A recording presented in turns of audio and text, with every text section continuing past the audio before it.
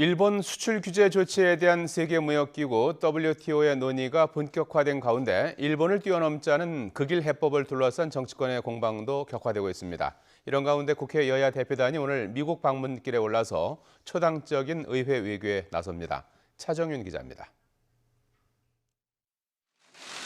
추경안 표류 90일째, 이낙연 총리는 국회의 추경안 심사 지연에 대한 참담함을 감추지 못했습니다.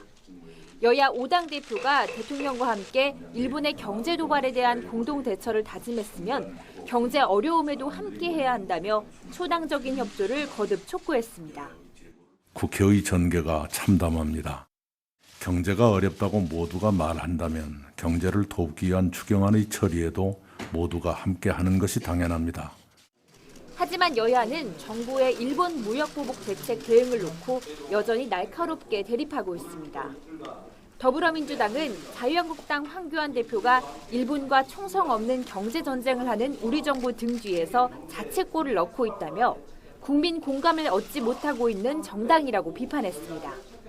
황교안 대표는 정부의 대응이 구한말 세국 정책과 같다고 비난했습니다.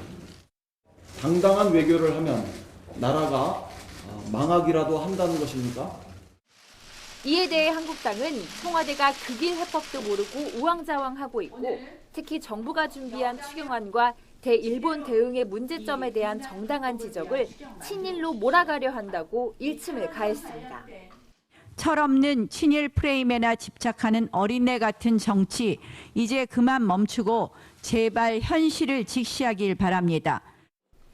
바른미래당은 국회 공전의 가장 큰 책임은 여당에 있다면서도 여야 모두 상대방을 자극하지 말고 일단 추경안 처리는 유보하되 대일 결의안과 민생 법안 의결을 위한 임시국회를 열자고 제안했습니다.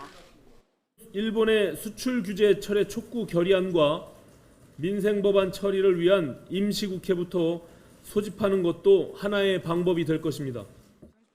이런 가운데 문희상 국회의장은 미국과 일본 측에 일본의 부당한 수출 규제 조치에 유감을 표하고 화이트리스트 배제 등 추가 조치를 우려하는 내용이 담긴 친서를 보냈습니다.